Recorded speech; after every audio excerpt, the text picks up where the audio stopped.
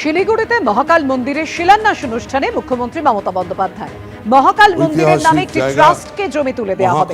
216 foot বিশ্বের সবচেয়ে উঁচু মহাকালের মূর্তি তৈরি হবে বলে দাবি করেছেন মুখ্যমন্ত্রী।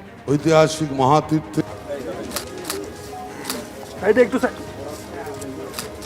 আমরা এই শিব মন্দিরের নাম দিয়েছি মহাকাল মহাতীর্থ। আগামী দিন এটা international tourism spot of destination হবে, যেমন জগন্নাথ ধাম হয়েছে। মনে রাখবেন, এটা কিন্তু বিশ্বের অন্যতম বৃহত্তর শিব মন্দির হবে। শিলিগুড়ি শহরের কেন্দ্রস্থলে মাটিগাড়া লক্ষ্মী টাউনশিপ এলাকায় 17.41 একর জমির ওপরে আমরা এটা করছি। বিশ্বের উচ্চতম হাইয়েস্ট মহাকাল মূর্তিও আমরা তৈরি করছি। এই মূর্তিটির মোট উচ্চতা হবে 216 ফিট। 216 ফুট। উনি এখন হিন্দু ভোট পাওয়ার জন্য চারিদিকে নারকেল ফাটিয়ে বেড়াচ্ছেন, কিন্তু ট্রেন ছেড়ে গেছে। যে মুখ্যমন্ত্রী হিন্দু ধর্মকে গন্দা ধর্ম বলেন, যে মুখ্যমন্ত্রী মহাকুম্ভকে মৃত্যুকুম্ভ বলেন, যে মুখ্যমন্ত্রী রাম মন্দির নির্মাণের দিন পার্ক সার্কাসে মিছিল করেন, তাকে হিন্দুরা বিশ্বাস করে না। এই মুখ্যমন্ত্রী সিএ এর বিরোধিতা করেছিলেন, ক্যা ক্যা ছি ছি বলেছিলেন। এই মুখ্যমন্ত্রী ভয় দেখিয়েছিলেন সিএ আবেদন করলে ভাতা, চাকরি, সব বেনিফিট বন্ধ হয়ে যাবে। বীরভূমের ইলামবাজারে বিএলওদের গণ ইস্তফা। বিডিওকে পদত্যাগ পত্র জমা দিলেন 70 জন বিএলও। আর কাজ নয়, বিলি করবেন না শুনানির নোটিশও বিডিওকে জানিয়ে দিলেন পদত্যাগী বিএলওরা। এসআইআর এর পদ্ধতি অবৈজ্ঞানিক অভিযোগ করেছেন বিএলওরা।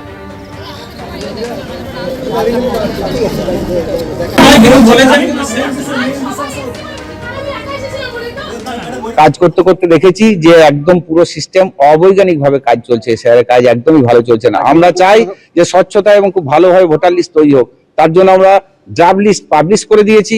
ডেট এবং স্থানান্তরিত ভোটার যে যা পার্টে যতগুলো বাদ দেওয়া যায়, যেগুলো আছে সেগুলো আমরা জেনুইন, সেগুলোকে আমরা ডেটগুলোকে বাদ দিয়েছি, ট্রান্সফার গুলোকে শিফটেড বাদ দিয়েছি। আমরা সুন্দরভাবে কাজটা করেছি ফিল্ডে ঘুরে ঘুরে। কিন্তু এখন দেখা যাচ্ছে যে না, এরপরও আবার ডিসক্রিমিনেন্সি লিস্ট দিয়ে ডিসক্রিমিনেন্সির নামে একটা প্রচুর লিস্ট পাঠিয়েছে হিয়ারিং এ। তাই ভাবছি যে আমাদের এই কাজ আর করা যাবে না। আমাদের যেটা দায়িত্ব ছিল ড্রাফট লিস্টের নাম তুলে দেওয়া, একটা ভোটার লিস্ট পাবলিশ করা, আমরা করে দিয়েছি।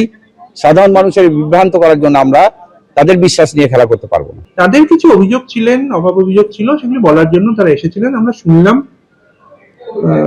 তাদের সঙ্গে আমরা যতটুকু হেল্প করতে পারি সেই অ্যাসুরেন্স দিলাম। কিন্তু অভিমান থেকে তারা হয়তো বলছিলেন তারা পদত্যাগ করবেন। আমরা তাদের বললাম যে আমরা সরকারি কর্মচারী, আমরা প্রত্যেকেই আমাদের উপর অ্যাসাইন যে রেসপন্সিবিলিটি সেটা পালন করতে দায়বদ্ধ। ওনারাও সেটা জানেন এবং সেই জন্য ওরা এতদিন কাজ করেছেন। বাকি সামান্যই কিছু বাদ আছে, সেগুলো ওরা করে দেবেন। বীরভূমের ইলামবাজারের পাশাপাশি এবার নন্দীগ্রামের ছবিও আপনাদের সামনে রাখবো। নন্দীগ্রামে বিএলওদের গণ ইস্তফা। এসআইআর এর কাজের চাপ, হয়রানির অভিযোগ তুলেছেন তারাও, আর সেই কারণেই তারা পদত্যাগ করছে। নন্দীগ্রাম 2 ব্লকের বিএলওদের একাংশের ইস্তফা বিডিওকে জানানো হয়েছে। নন্দীগ্রাম 2 বিডিও অফিসের সামনেই বিক্ষোভের পর তারা ইস্তফা দেন। অবিলম্বে ইসিআইকে লিখিত মেমোনামা দিয়ে অর্ডার কপি করতে হবে। অবিলম্বে এলাকায় এলাকায় মাইকিং করতে হবে ইসিআইর পক্ষ থেকে। ইসিআইর পক্ষ থেকে অবিলম্বে মাইকিং করতে। এসআইআর শুনানির মধ্যে বিএলওদের এই গণ ইস্তফাকে কটাক্ষ করেছেন রাজ্যের বিরোধী দলনেতা শুভেন্দু অধিকারী। এভাবে এসআইআর এর কাজ থেকে পদত্যাগ করা যায় না। কাজ করার ইচ্ছে না থাকলে চাকরি থেকেই ইস্তফা দিতে হবে। বিএলওদের গণ ইস্তফা নিয়ে পাল্টা কটাক্ষ বিরোধী দলনেতা। একমাত্র হসপিটালাইজেশন ছাড়া পদত্যাগ অ্যাকসেপ্ট হবে না। একদম পরিষ্কার গাইডলাইন রয়েছে। উনাদের সত্যিকারের যদি কাজ করার ইচ্ছা নেই, তাহলে আইনে যা আছে, আমি বলছি না, আমি বিএলএ তো রেসপেক্ট রেখেই বলছি, ওদের চাকরি থেকে রিজাইন দিতে হবে। আইনের প্রভিশনটা বলছে, আমি কিন্তু বলছি না। আমি বলছি আইনের কোনো প্রভিশন নেই পদত্যাগ পত্র দেওয়ার। ইলেকশন কমিশনের ডিউটি হচ্ছে ডিজাস্টারের ডিউটির মতো। এই ডিউটিতে একমাত্র হসপিটালাইজেশন ছাড়া বিকল্প কোনো রাস্তা নেই, যিনি তার ডিউটি থেকে অব্যাহতি পাবেন। আর যদি কেউ চাপ দিয়ে থাকে, অশোক দাস যাদবপুরের বিএলওর মতো তৃণমূলই চাপ দিচ্ছে, বিজেপির এগুলো করার দরকার নেই। এবিপি আনন্দ, এগিয়ে থাকে, এগিয়ে রাখে।